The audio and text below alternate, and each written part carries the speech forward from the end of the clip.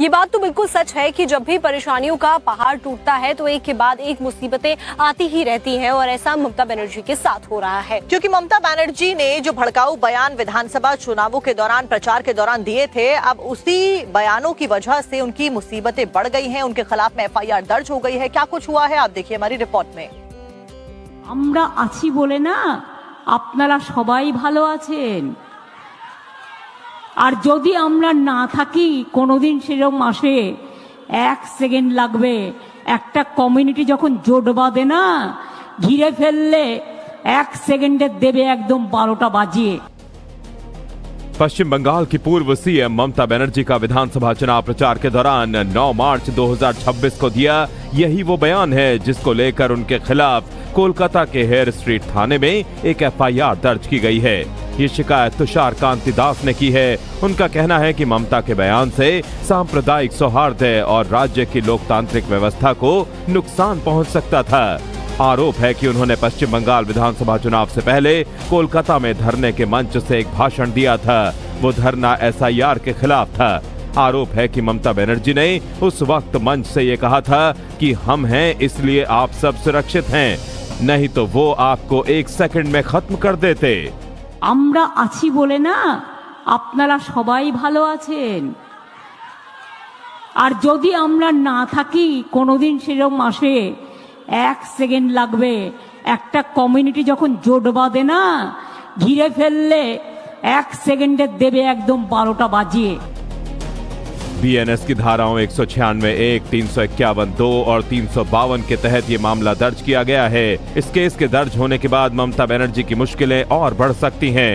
केंद्रीय मंत्री सुकांता मजूमदार ने कहा है कि ममता का बयान लोगों को उकसाने वाला था और एफआईआर दर्ज होना स्वाभाविक है।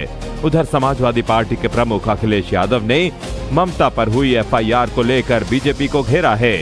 देखिए, ममता बनर्जी के खिलाफ किसी ने कंप्लेन किया है, क्योंकि ममता बनर्जी ने वो जो स्टेटमेंट दिया था कि अगर हम नहीं रहेंगे तो एक सेकंड में एक कम्युनिटी एक हो जाएगा और दूसरे कम्युनिटी यानी हिंदुओं का संहार हो जाएगा।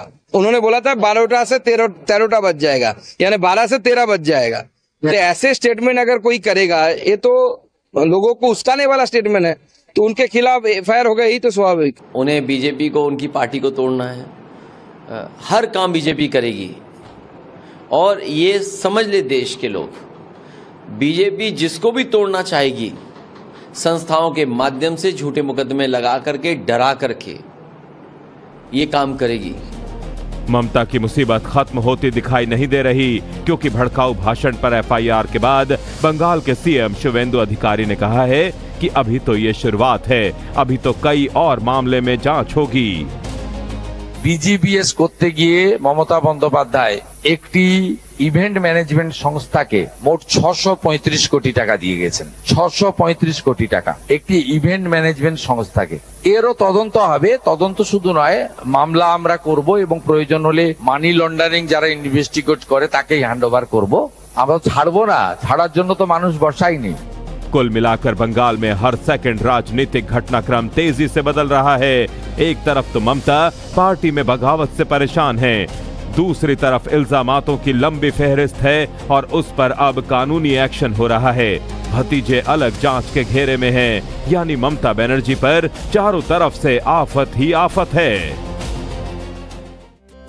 ये बात तो बिल्कुल सच है कि जब भी परेशानियों का पहाड़ टूटता है तो एक के बाद एक मुसीबतें आती ही रहती हैं और ऐसा ममता बनर्जी के साथ हो रहा है। क्योंकि ममता बनर्जी ने जो भड़काऊ बयान विधानसभा चुनावों के दौरान प्रचार के दौरान दिए थे, अब उसी बयानों की वजह से उनकी मुसीबतें बढ़ गई हैं, उनके खिलाफ में एफआईआर दर्ज हो गई है। क्या कुछ हुआ है आप देखिए हमारी रिपोर्ट में। আমরা আছি বলে না আপনারা সবাই ভালো আছেন, আর যদি আমরা না থাকি কোনোদিন সেরকম আসে এক সেকেন্ড লাগবে, একটা কমিউনিটি যখন জোট বাঁধে না ঘিরে ফেললে এক সেকেন্ডে দেবে একদম 12টা বাজিয়ে।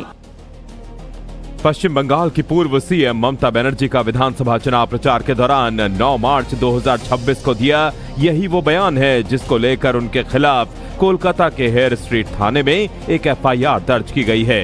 ये शिकायत तुषार कांति दास ने की है। उनका कहना है कि ममता के बयान से सांप्रदायिक सौहार्द और राज्य की लोकतांत्रिक व्यवस्था को नुकसान पहुंच सकता था।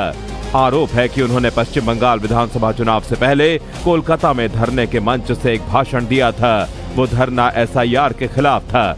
आरोप है कि ममता बनर्जी ने उस वक्त मंच से ये कहा था कि हम हैं इसलिए आप सब सुरक्षित हैं, नहीं तो वो आपको 1 सेकंड में खत्म कर देते। আমরা আছি বলে না আপনারা সবাই ভালো আছেন, আর যদি আমরা না থাকি কোনোদিন সেরকম আসে 1 সেকেন্ড লাগবে, একটা কমিউনিটি যখন জোট বাঁধে না ঘিরে ফেললে 1 সেকেন্ডে দেবে একদম 12টা বাজিয়ে। बीएनएस की धाराओं 196(1), 351(2) और 352 के तहत ये मामला दर्ज किया गया है। इस केस के दर्ज होने के बाद ममता बनर्जी की मुश्किलें और बढ़ सकती हैं। केंद्रीय मंत्री सुकांता मजूमदार ने कहा है कि ममता का बयान लोगों को उकसाने वाला था और एफआईआर दर्ज होना स्वाभाविक है। उधर समाजवादी पार्टी के प्रमुख अखिलेश यादव ने ममता पर हुई एफआईआर को लेकर बीजेपी को घेरा है।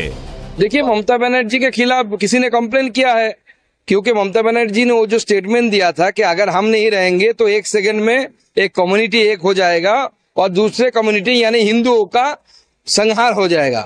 उन्होंने बोला था 12टा से 13टा बज जाएगा, यानी 12 से 13 बज जाएगा। तो ऐसे स्टेटमेंट अगर कोई करेगा, ये तो लोगों को उस्काने वाला स्टेटमेंट है, तो उनके खिलाफ एफआईआर हो गई तो स्वाभाविक। उन्हें बीजेपी को उनकी पार्टी को तोड़ना है। हर काम बीजेपी करेगी और ये समझ ले देश के लोग, बीजेपी जिसको भी तोड़ना चाहेगी संस्थाओं के माध्यम से झूठे मुकदमे लगा करके डरा करके ये काम करेगी। ममता की मुसीबत खत्म होती दिखाई नहीं दे रही, क्योंकि भड़काऊ भाषण पर एफआईआर के बाद बंगाल के सीएम शुवेंदु अधिकारी ने कहा है कि अभी तो ये शुरुआत है, अभी तो कई और मामले में जांच होगी। বিজিবিএস করতে গিয়ে মমতা বন্দ্যোপাধ্যায় একটি ইভেন্ট ম্যানেজমেন্ট সংস্থাকে মোট 635 কোটি টাকা দিয়ে গেছেন। 635 কোটি টাকা একটি ইভেন্ট ম্যানেজমেন্ট সংস্থাকে। এরও তদন্ত হবে। তদন্ত শুধু নয়, মামলা আমরা করব এবং প্রয়োজন হলে মানি লন্ডারিং যারা ইনভেস্টিগেট করে তাকেই হ্যান্ডওভার করব। আমরা ছাড়বো না, ছাড়ার জন্য তো মানুষ বসায়নি। कुल मिलाकर बंगाल में हर सेकंड राजनीतिक घटनाक्रम तेजी से बदल रहा है। एक तरफ तो ममता पार्टी में बगावत से परेशान है, दूसरी तरफ इल्जामातों की लंबी फहरिस्त है और उस पर अब कानूनी एक्शन हो रहा है। भतीजे अलग जांच के घेरे में हैं, यानी ममता बनर्जी पर चारों तरफ से आफत ही आफत है। বিজিবিএস করতে গিয়ে মমতা বন্দ্যোপাধ্যায় একটি ইভেন্ট ম্যানেজমেন্ট সংস্থাকে মোট 635 কোটি টাকা দিয়ে গেছেন। 635 কোটি টাকা একটি ইভেন্ট ম্যানেজমেন্ট সংস্থাকে। এরও তদন্ত হবে। তদন্ত শুধু নয়, মামলা আমরা করব এবং প্রয়োজন হলে মানি লন্ডারিং যারা ইনভেস্টিগেট করে তাকেই হ্যান্ডওভার করব। আমরা ছাড়বো না, ছাড়ার জন্য তো মানুষ বসায়নি। कुल मिलाकर बंगाल में हर सेकंड राजनीतिक घटनाक्रम तेजी से बदल रहा है। एक तरफ तो ममता पार्टी में बगावत से परेशान है, दूसरी तरफ इल्जामातों की लंबी फहरिस्त है और उस पर अब कानूनी एक्शन हो रहा है। भतीजे अलग जांच के घेरे में हैं, यानी ममता बनर्जी पर चारों तरफ से आफत ही आफत है।